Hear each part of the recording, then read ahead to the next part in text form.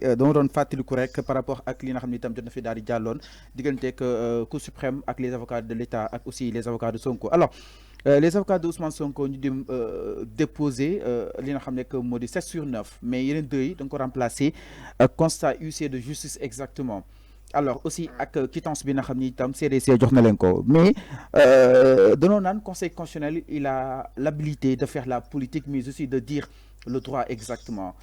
Est-ce que le conseil constitutionnel doit introduire ay questions ce dossier yooyu ñëwee si taabalam que ni am na lan moo tax Ousmane Sonko jotul attestation malgré cela jot na li nga xam ne moo di quittance bi waaye itam ces deux décisions yi nga xam ne itam ces avocats yóbbu nañ ko itam est-ce que le conseil constitutionnel du ko remettre en question que ni am na lan moo waral ba léegi réintégré wuñu ko si li nga xam ne moo di liste électorale yi parce que conseil constitutionnel il est habilité de faire la politique mais aussi du wax wàllu droit day interpréter.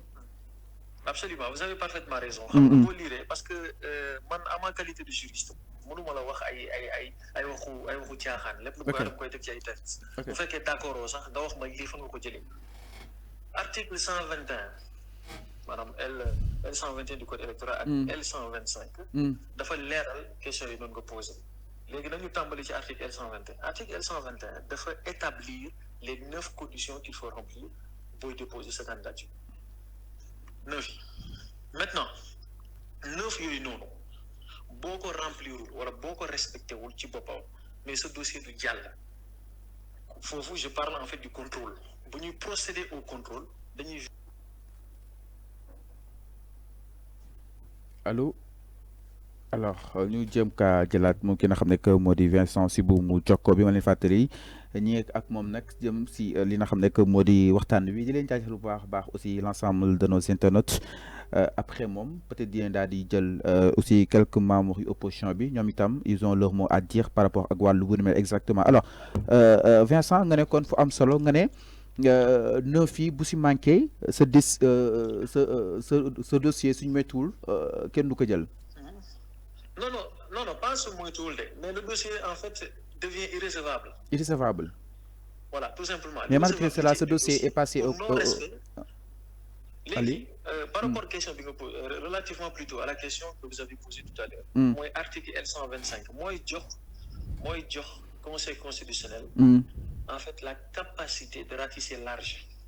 Madame, c'est une capacité d'appréciation du dossier, en fait, de candidature. Okay. Mën na évoquer des textes mën na delluwaat ci ginnaaw pour xool est-ce que dépôt de candidature bi war nañ ko mën a saytu wala war nañ ko mën a déclarer recevable wala irrecevable loolu article L125 du code électoral moo koy wax damay confirmer sànq li nga wax effectivement conseil constitutionnel am na sañ-sañ boobu noonu te bu ñu fàtte ne bu koy def mën na sax dugg ci code des obligations code nu mu tuddati justice COCC bi code des obligations civiles et commerciales mën na sax dellu ci loolu mën na sax revenir ci décision bi nga xamante ne cour de justice de la CEDEAO rendre na ko yooyu yëpp ay possibilité la voilà alors mais aussi constat du UC bi aussi lu am solo la est-ce que jàpp na ni itam UC bi lu mu constaté fa nga xam ni itam mooy zone DG ak fa nga xam ni itam mooy zone CDC là aussi conseil constitutionnel mën na valider aussi candidature bu Ousmane Sonko la Vincent. Non, xam nga lan moo tax ma ne la. Non, Vincent, si la possibilité de faire la politique, mais aussi de dire le droit, d'interpréter, est-ce que Japon itam mën na am. J'évoque une situation en fait immanquablement impossible. Comprendre xam nga conseil constitutionnel dañ ko tënk ci ay textes. Ok. Gis nga article L121 buy prévoir les 9 conditions là énumérées. Est-ce que gis nga ci parce que dama lay poser question si vous le permettez est-ce que gis nga ci parmi ces pièces là le constat d'huissier est-ce que gis nga ko ci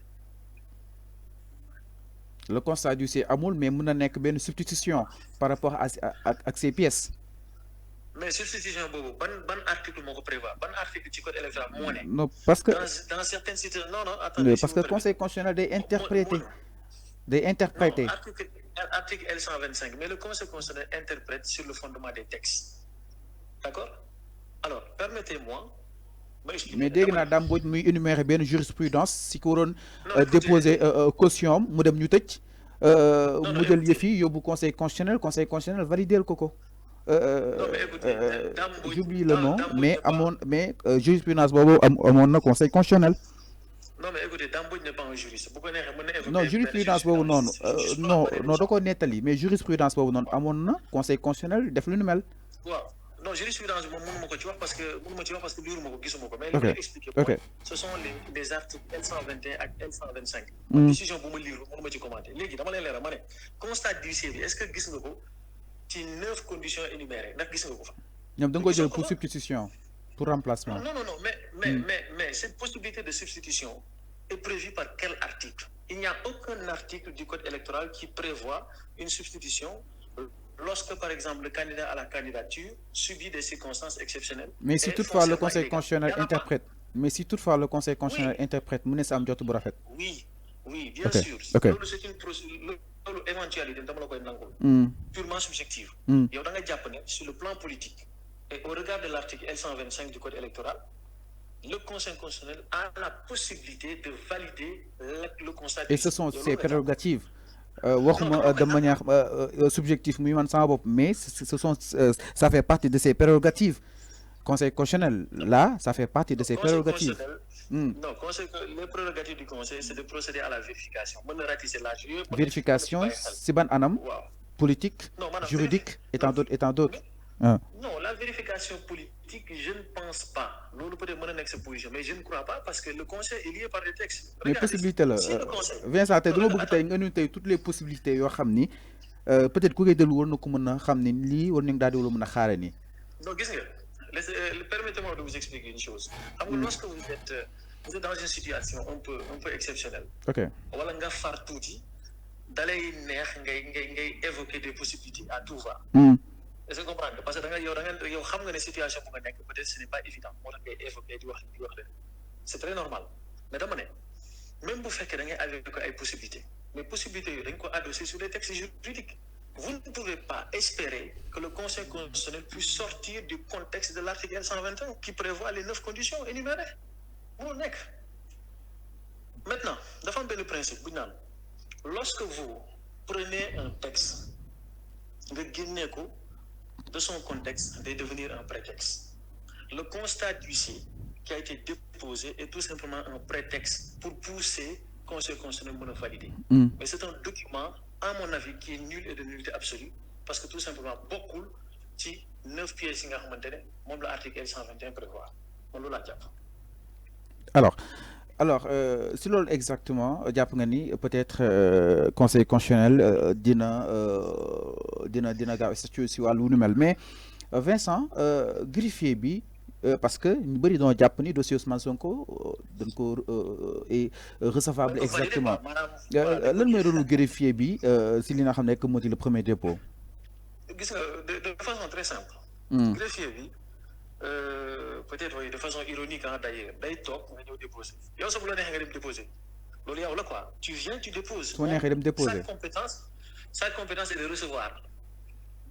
Le greffe du Conseil constitutionnel n'a pas compétence d'apprécier la nature du dépôt ou le fondement même du dépôt amul compétence pour mais premier dépôt bi tamit il faut ñu vérifier lan la nga fi déposer alors est-ce que du mettre à terre suñu administration yi li ngay wax ni est-ce que du mettre à terre suñu administration yi ku mu neex dem déposer lu la neex. Non.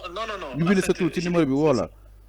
Non, attendez, je l'ai dit de façon ironique. Je n'ai pas dit que c'est comme ça que ça se passe. Je vais expliquer la compétence en fait, du greffe du Conseil constitutionnel. Comprends? Pour déposer des inventaires, déposer, et puis ok. Bonne 9 pièces pour mat. Bonne 9 pièces pour mat. Non, vous vérifier. Des inventaires, moi, est-ce que déposer, ok, je vais déposer telle pièce, ok, d'accord, je vais c'est ça. Donc, greffier, amou doit dire enveloppe. Non, le greffe du Conseil constitutionnel n'a pas la compétence. Parce que tu dis enveloppe, cela suppose que le greffe du Conseil constitutionnel a la compétence de vérifier ou de contrôler. Alors que ce n'est pas le cas. Le greffe n'a ni la compétence de contrôler, encore moins de surveiller, encore moins de vérifier. A une compétence pour. La seule compétence que le greffe du Conseil a, c'est de tout simplement réceptionner les déposés et puis le greffe prend acte du dépôt. Mais ne contrôle pas, encore moins ne vérifie. Ok.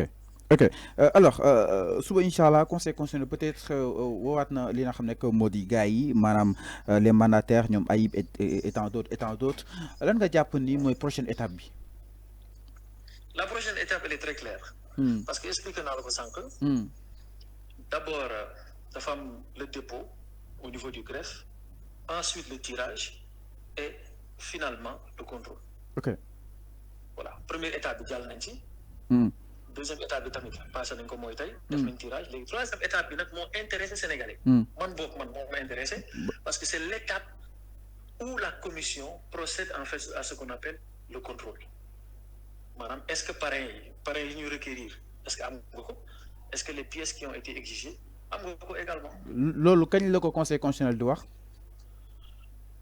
c'est-à-dire. loolu kañ la ko conseil constitutionnel di wax c'est-à-dire ñu mat la wak ñu mat lawul ñu mat lay pièces yu mateeg yu matul loolu conseil constitutionnel kañ la koy wax concrètement. à quelle période dafa am benn calendrier. conseil constitutionnel dafa am benn calendrier. Calendrier bi nag je ne maîtrise pas exactement les dates. Mais je vous parle dans le principe. Hein. Les dates, peut-être après, vous pourrez vérifier. Mais quand demain, demain, décompte bi rek mooy xew. Non, pas décompte bi. Plutôt contrôle. Voilà. Contrôle. Bon, on suppose que décompte bi ci biir contrôle la nekk. Parce que lorsque vous procédez à un décompte, voilà, da ngay contrôler également est-ce que parrainage mat na et tout. Maintenant, la question est très simple. Mais un candidat qui n'est pas inscrit sur les listes électorales, qui n'a pas de fiche de parrainage, hein? Mais kooku, le contrôle, c'est la rapidité. Parce que dafa am ay conditions yoo xamante ne remplir ko. Il faut que Sénégal ñu bàyyi kon Vincent yow déjà da nga xaw a invalider Ousmane Sonko. non pas dama ko xaw a invalider.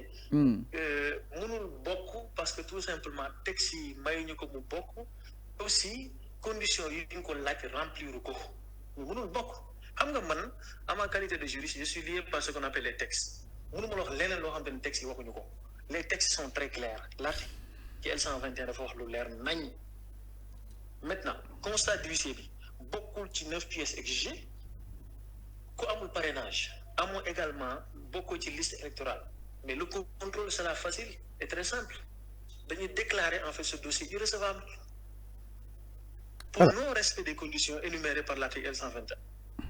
Alors Bassirou Diomaye Faye kaam amul benn risque nga yaakaar. waaw le cas de Bassirou Diomaye xam nga Bassirou Diomaye Faye même bu fekkee nekk na en prison gis nañ ne déposé nag yooyu maintenant dañuy xool est-ce que les 9 pièces ci boppam Bassirou Diomaye Faye nu mu tuddee sax ndax mën na bokk. mais matal na ko mais matal na 9 pièces yëpp moom am na dossier complet. non xam nga man bokkuma gis-gis gars yi ne. son dossier condamnation bi oui parce que ni ñu ko condamné ci 6 mois yi je pense que c'était pour outrage au président de la République infraction boobu noonu terewul la nga nekk candidat loolu il faut mu leer. condamnation amagul. voilà ok exactement maintenant man dama am beneen gis-gis xam nga boo fàttaliku bu ñu jàppee Ousmane Sonko ba pare. parquet bi ci boppam dafa génne benn communiqué leeral ne li ñuy toppee Ousmane Sonko maanaam ci 7 chefs d'inculpation yi. ok yooyu tamit moom la ñuy toppee Bassirou Diomaye Faye. mais atte amagu si nag. atte amagu si dara amagu si parquet bi moom su ko neexee chargé su ko neexee déchargé. mais effectivement atte amagu ci. ok il n'y a pas encore eu de décision. parquet bi su ko neexee chargé su ko neexee déchargé le procureur. Absolument. En fait, je vous donne le fond de ma pensée. La décision n'est pas encore définitive. Alors, j'espère, on croit. Beaucoup de gens pensent que candidature de l'idéal. Mais moi, je pense le contraire. Parce que cette chef d'inculpation, il n'y a pas Ousmane, il n'y a pas Bassirou de faire rire. Et je ne pense pas que l'État laissera de telles personnes, des ennemis de la République, ni participer en fait à une chute électorale. Et puis nous revenir sur l'article 125. mais suñ génnee si wàllu droit bi yëpp nag Vincent sénégalais nga lépp lu fi xew li nekk fii dëkk bi yow yaa ngi koy gis mais ñoom lu ñu def loo xam ni 8 chefs d'inculpation yooyu yëpp mën nañ jàpp ni Ousmane Sonko wala Bassirou Diomaye Faye ñoo ko def vu que ni procès amagul dara amagul procès aussi mën na leen seetal comme mën na leen décharger. xam nga la peut-être que gars yi dañu ko bëgg a dégg parce que ñoom dañuy jàpp ne c'est le seul moyen pour ñu justifier la position de l'État. Mais vous savez, l'État est une réalité politique. Mais ñoom lu ñu def exactement mais ñoom lu ñu def loo xam ni yow jàpp nga ni lii. lu ñu def mën nga ko xool non lu ñu def mën nga ko xool ci chef d'inculpation. Je pense que vous êtes journaliste, vous êtes très bien informé. Ce que ces deux-là ont fait yow xam nga ko. on n'a non pas non besoin d'ergoter peut-être man ci franchement yenn man détails mais man loolu le système fond de ma d'inculpation pensée yooyu noonu man dafa ma jaaxal man perso. non mais pourtant leer na